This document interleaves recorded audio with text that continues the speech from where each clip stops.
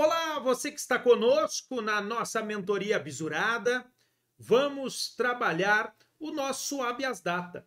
Uma peça que na era FGV não foi cobrada nenhuma vez. Temos uma peça da era CESP em que caiu o habeas data, mas está no edital de vocês e é necessário que nós venhamos a ver alguns conteúdos como fundamento, né, para nós estarmos marcando aí esses dispositivos no texto constitucional de vocês, para que nós tenhamos todas as disposições relativas ao nosso habeas data, para que você não tenha nenhuma surpresa, para que você não tenha nada de problema se vier a cair um habeas data. É uma peça extremamente simples, uma peça mais simples que o próprio mandado de segurança, tá? Mais simples que o próprio mandado de segurança, e que por isso nós não podemos de modo algum dar chance para o azar. Perfeito? Pessoal, quero que a partir de agora você acompanhe na tela conosco, então, o nosso habeas data.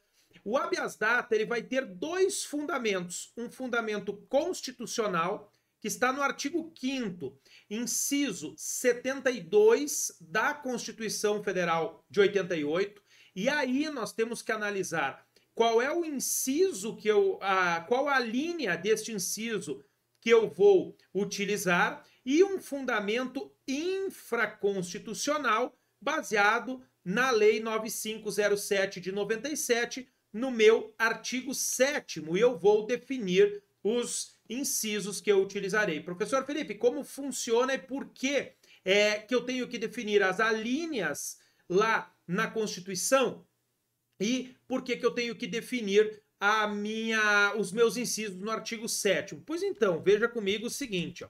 Quando nós vamos para a Constituição Federal, e eu quero que vocês se desloquem no texto constitucional até o artigo 5º, inciso 72, e acompanhe na tela comigo que nós teremos, olha só, conceder-se-á habeas data. A linha alfa, para assegurar o conhecimento de informações relativas à pessoa do impetrante, constantes de registros ou bancos de dados de entidades governamentais ou de caráter público, para a retificação de dados, quando não se prefira fazê-lo por processo sigiloso, judicial ou administrativo. Então, aqui na Constituição Federal, eu tenho o cabimento do habeas data para duas situações: para assegurar conhecimento de uma informação relativa à minha pessoa ou de caráter público, e para a retificação de informação. Eu tenho dados que são imprecisos, dados que não são corretos, que estão ali, e eu quero fazer a retificação desses dados. Eu quero que você segure com uma mão aí a Constituição Federal e você abra a lei número 9507 de 97, que é a lei do habeas data. E desça para o artigo 7º desta lei, que está na tela para vocês. Veja comigo, nós teremos uma terceira possibilidade de habeas data aqui. Conceder-se-á habeas data para assegurar o conhecimento de informações relativas à pessoa do impetrante, constante de registro ou banco de dados de entidades governamentais ou de caráter público, perfeito, para a retificação de dados, quando não se prefira fazê-lo por processo sigiloso, judicial ou administrativo, perfeito, e uma terceira, que não está na Constituição Federal. Ó, vou voltar para a Constituição agora. Olha aqui na Constituição, artigo 5º, inciso 72. Tenho duas possibilidades. A lei traz esta terceira, ó, para anotação nos assentamentos do interessado de contestação ou explicação sobre dado verdadeiro, mas justificável, e que esteja sob pendência judicial ou amigável. Então eu tenho aqui as três possibilidades no artigo 7º, duas igual à Constituição e uma terceira. Professor, e se cair a terceira, eu fundamento na Constituição? Eu fundamento também na Constituição Federal? Sim. Se cair a terceira, você vai fundamentar na Constituição Federal e na Lei 9507. Mas e aí, qual a linha eu vou utilizar da Constituição, professor? Qual a linha? Você vai utilizar essa linha B. Você vai utilizar a linha B da Constituição, porque este inciso 3º do artigo 7º aqui da Lei 9507, ele é uma ramificação. É como se fosse uma ramificação desta retificação.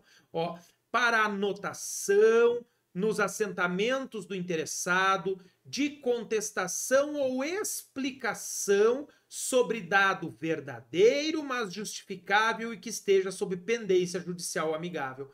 Então, se cair, você vai fundamentar. Bem, perante Vossa Excelência, com fundamento, no artigo 5º, inciso 72, a linha B da Constituição Federal e no artigo 7º, inciso 3 da Lei 9507. Você vai fundamentar com base nos dois. Perfeito, pessoal? Bom, então nós conseguimos visualizar aqui que nós vamos ter dois fundamentos. Você não pode esquecer de modo algum disso. Nós vamos ter, então, o fundamento constitucional e o fundamento infraconstitucional. Bem, perante Vossa Excelência, com fundamento no artigo 5º, inciso 72, alíneas A ou B, e no artigo 7º, incisos 1, 2 ou 3 da Lei 9507. É muito importante que neste habeas data, e depois nós vamos mencionar isso, você demonstre que houve a negativa ou a omissão na via administrativa dos pedidos de conhecimento, retificação e anotação. Onde está isso? No artigo 8º, parágrafo único, aqui da Lei 9507, que você vai marcar, e na súmula número 2 do STJ. Em ambos, há a necessidade de demonstração desses elementos. Pegue a sua Lei 9507, vá para o artigo 8º, parágrafo único. Olha na tela comigo. A petição inicial que deverá preencher os requisitos do Código Civil, hoje do artigo 319, deverá ser instruída com prova. Olha aqui, ó. A petição inicial deverá ser instruída com prova. Prova pré-constituída da recusa ao acesso às informações ou do decurso de mais de 10 dias sem decisão.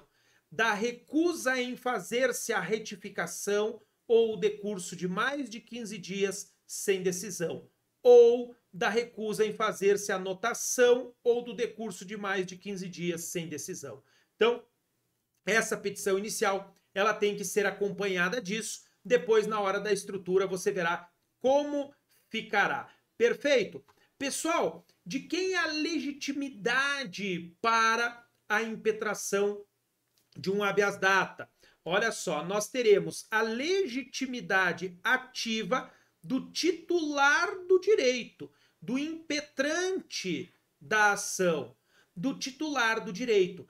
Preste atenção, porque é possível que no falecimento do titular do direito, é possível aqui que, deixa eu botar aqui, olha só, é possível que no falecimento do titular do direito, os seus herdeiros venham a ajuizar habeas data. Lembre disso, a legitimidade ativa é do titular do direito, mas é possível que, na ausência dele, os seus herdeiros venham a ajuizar. E a legitimidade passiva? Quem terá legitimidade passiva no meu habeas data?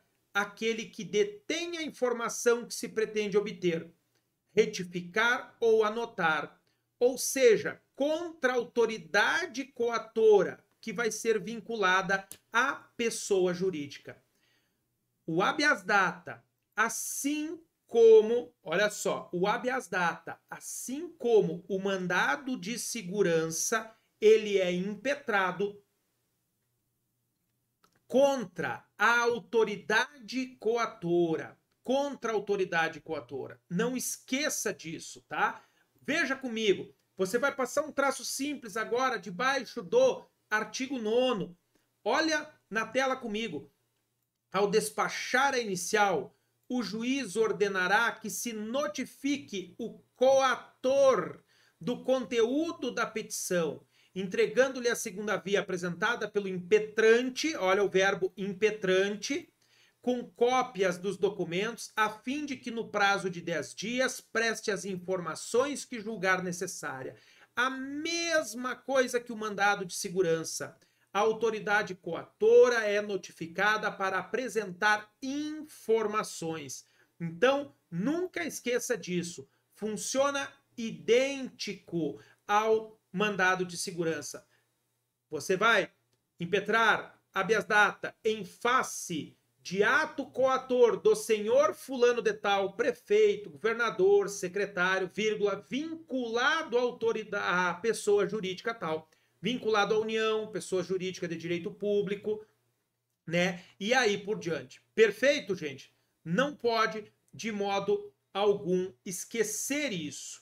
Não há dilação de provas aqui. Não há dilação probatória. Não há, no habeas data, produção de provas. A prova deverá ser pré-constituída. Aquele dispositivo que nós marcamos, que a petição inicial será acompanhada da prova da negativa. Não houve-se testemunhas, não tem fase instrutória nenhuma. Show? Ele cabe, então, olha só, o cabimento do meu habeas data é para acesso aos registros, retificação dos registros e anotação ou complementação de registros. Eu tenho que ter acesso a uma informação, né? Colocar aqui, ó, eu tenho que ter acesso a uma informação, retificação de registros ou anotação ou complementação de registros. A petição inicial segue a forma normal da petição inicial do 319 do CPC. Todos os requisitos da minha petição do artigo 319 do CPC têm que ser observados aqui para o habeas data. Nada de diferente disso. Gente, competência. A quem compete processar e julgar o meu habeas data?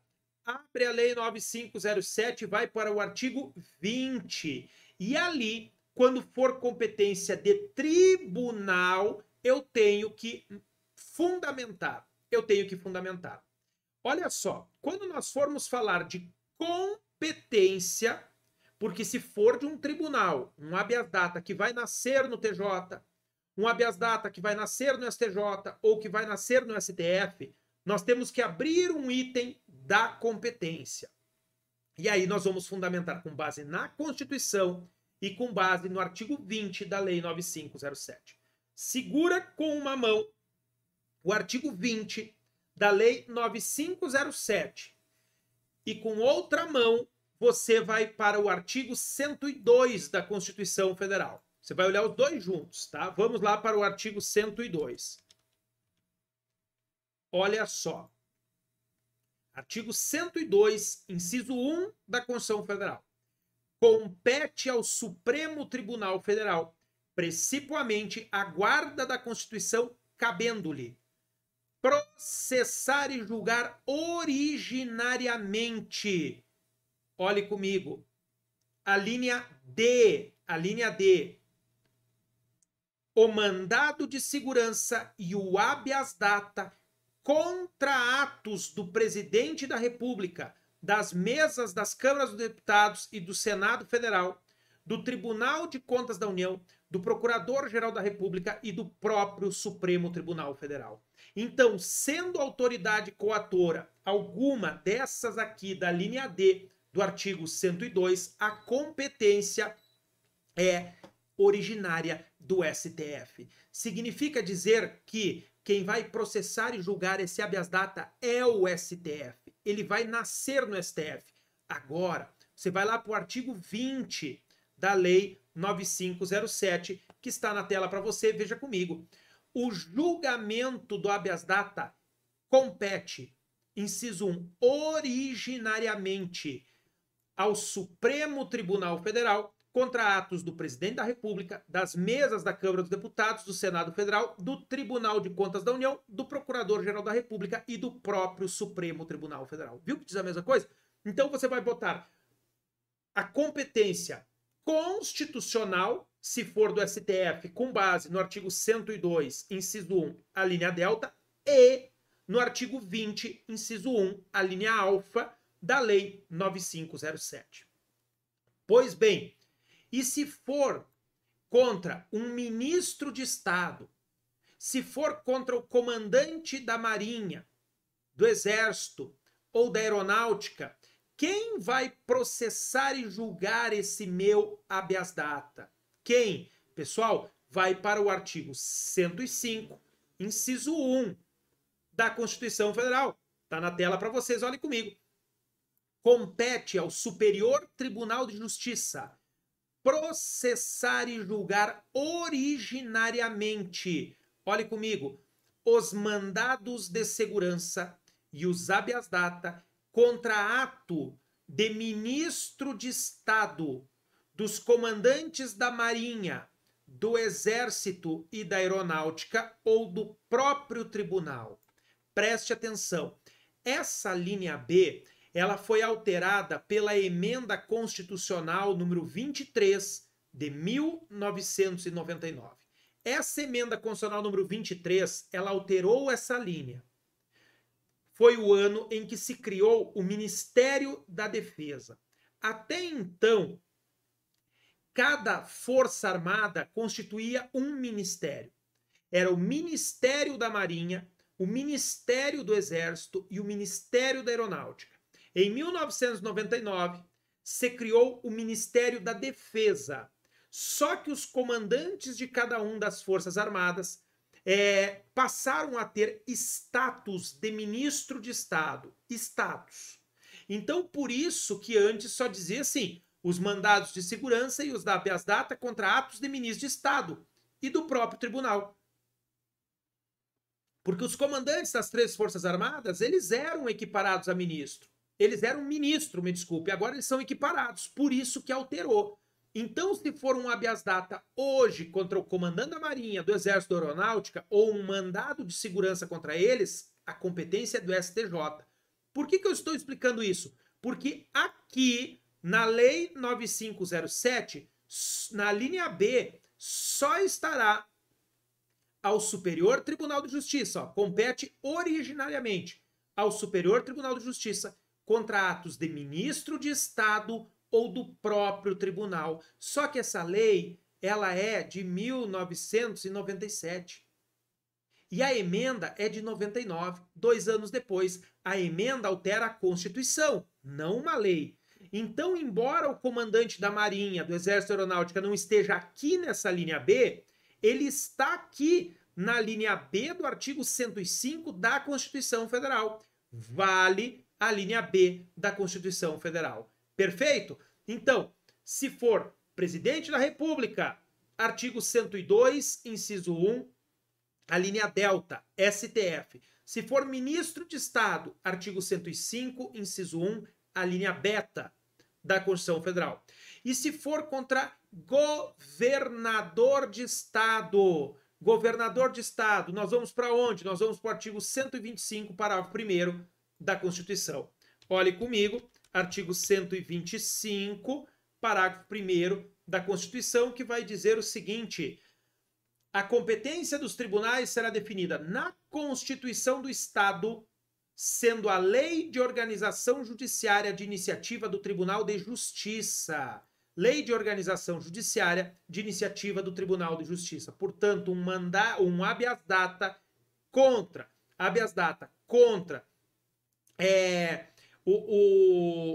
um governador do Estado ou um secretário estadual, a competência é do Tribunal de Justiça. E aí, pessoal, você vai descer lá no artigo 20 da Lei 9507, você vai descer para a linha ECO. A linha ECO, a linha E, que está na tela para vocês. Olha aqui. A tribunais estaduais, segundo disposto na Constituição do Estado E aí as 26 constituições do Estado e a lei orgânica do Distrito Federal prevêem a competência do Tribunal de Justiça para processar e julgar habeas data contra governador do estado e secretário estadual. Então está aqui, ó. Tribunais estaduais segundo a Constituição. Professor Felipe, e TRF? Cai alguma coisa para nós, TRF? Vamos lá para a Constituição Federal. Olha só a Constituição Federal. Você vai para o artigo 100 e deixa eu pegar aqui, 102, tribunais regionais, vai estar lá no 107, será? Deixa eu só pegar aqui para vocês rapidinho, para mostrar se... 108, tá? 108. Olha só.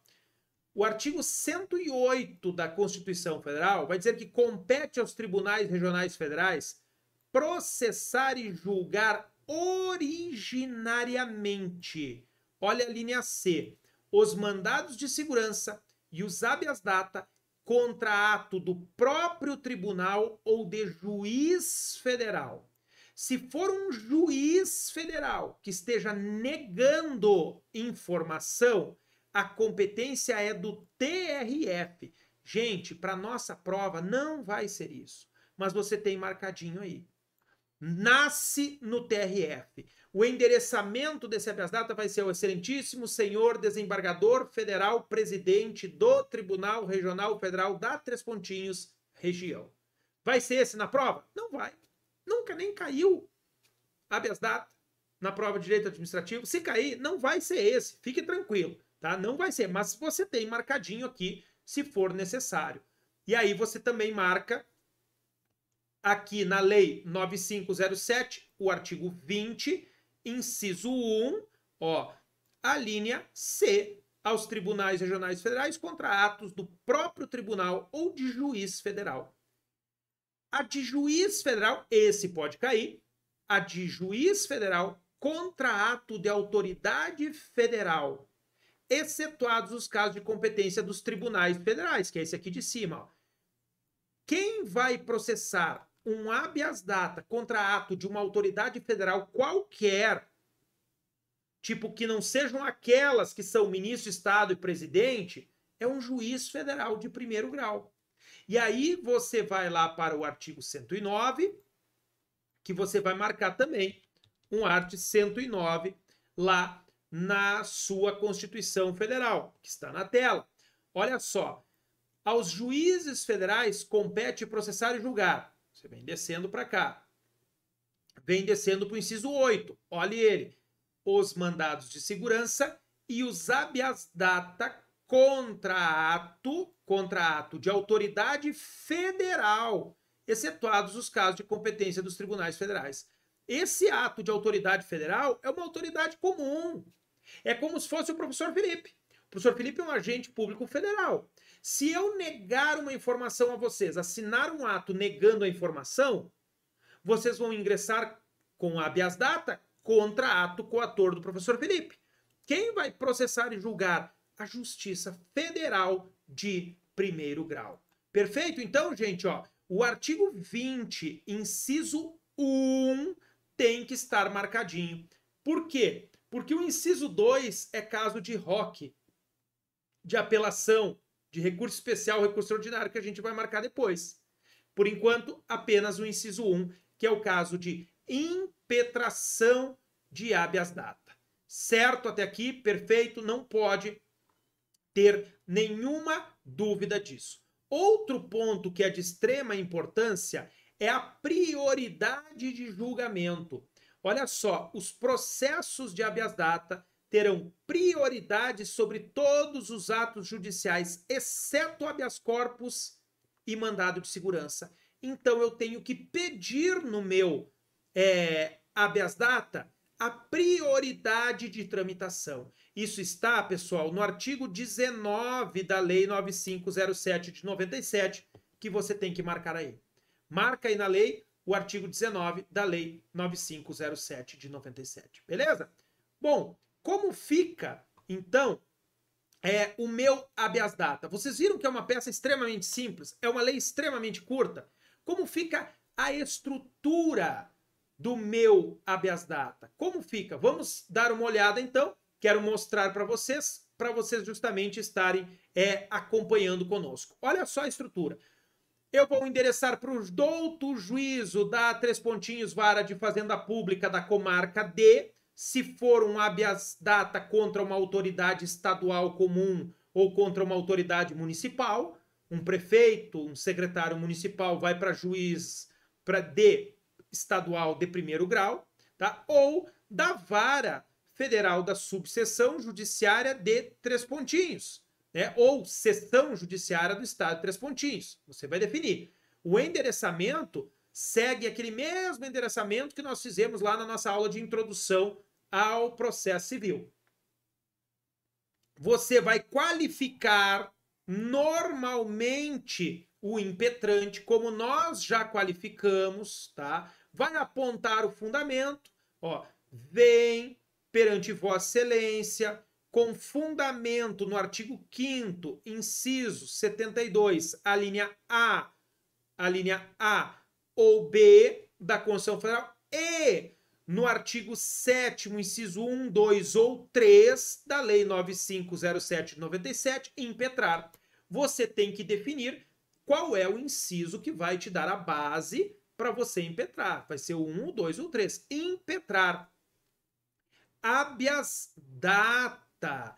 Habeas data. Olha só que ponto importante aqui. O habeas data não tem pedido liminar. Não tem pedido liminar. Não há aqui no habeas data pedido liminar. Agora, ele existe e tem a gratuidade.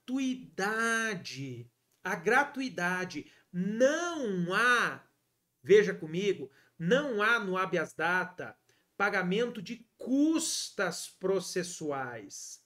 Então, você vai pedir a isenção das custas. Liminar no habeas data não dá. Por quê que não tem? Porque o juiz simplesmente vai marcar dia e hora para você, para a autoridade administrativa apresentar as informações. Mas a gratuidade, sim. E aí você vai marcar isso na Constituição e você vai marcar lá no artigo 21 da Lei 9507. Deixa eu pegar aqui. Olha só. Eu quero que você vá para o artigo 5º, inciso 77 da Constituição Federal. Tem que estar marcadinho aí, olha aqui, ó. Artigo 5º, inciso 77. São gratuitas as ações de habeas corpus e habeas data. E, na forma da lei, os atos necessários ao exercício da cidadania. Aqui você vai botar um vide para o artigo 21 da Lei 9507 e vice-versa. Em cada um deles você bota um vide para o outro. São gratuitos o procedimento administrativo para acesso a informações e retificação de dados e para anotação de justificação, bem como a ação de habeas data. Então, você vai pedir a isenção de custas ou a gratuidade da justiça. Qualquer um, você pode pedir a isenção de custas ou a gratuidade da justiça. O que você tem que saber efetivamente é que não se paga a gratuidade e você tem isso marcadinho, beleza? Vamos voltar? Então, você vai colocar aqui o nosso habeas data, em face de ato coator do senhor fulano de tal, eu botei aqui um exemplo, secretário municipal da Fazenda, vinculado ao município tal, pessoa jurídica de direito público, com sede em tal lugar, endereço eletrônico em tal lugar, pelas razões de fato de direito que passa a expor. Vai narrar os fatos no item 1 da tua petição, vai estruturar as teses no item 2 do direito. Esse item 2 do direito, você vai estruturar as teses constitucionais, as teses legais e depois você vai para os seus pedidos. Todos os nossos pedidos, todos eles estão marcadinhos na lei e você vai marcar cada um. Eu quero que você pegue agora o seu vademecum para você ir fazendo o cara crachá em cada um deles. Acompanhe na tela comigo. Dos pedidos. Ante o exposto requer, primeiro pedido, a notificação da autoridade coatora para que preste as informações no prazo de 10 dias. Isso está no artigo 9º da Lei 9507 de 97. Olha só, marcou aí? Marca o artigo 9º da Lei 9507 de 97, a notificação da autoridade coatora para prestar as informações no prazo de 10 dias. A intimação do Ministério Público para que emita parecer está no artigo 12 da Lei 9507 de 99. Eu quero mostrar para vocês, mesmo que você esteja aí olhando, quero mostrar o artigo 9º e o artigo 12. Vamos lá para o artigo 9º para você ver, aquele que nós já tínhamos marcado antes, está na tela, olha só. Ao despachar a inicial, o juiz ordenará que se notifique o coator do conteúdo da petição para prestar informações no prazo de 10 dias. Olha o artigo 12. Fim do prazo a que se refere aquele artigo 9º, o prazo das informações, e ouvido o representante do Ministério Público dentro de 5 dias, qual é o prazo para ouvir o representante do Ministério Público? 5 dias. O membro do Ministério Público tem 5 dias para proferir parecer. Os autos serão concluídos ao juiz para a decisão a ser proferidas em 5 dias. Então, 5 dias para o membro do Ministério Público emitir parecer, 5 dias para o juiz decidir. Beleza, gente? Então não pode esquecer isso, tá? Vai pedir a prioridade de tramitação e julgamento.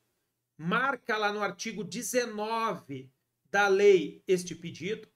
Vai pedir a procedência da presente ação, a fim de que seja marcada data e hora para que o coator apresente as informações a seu respeito ou apresente em juízo a prova da retificação ou da anotação feita nos assentamentos do impetrante, nos termos do artigo 13, inciso 1 da lei.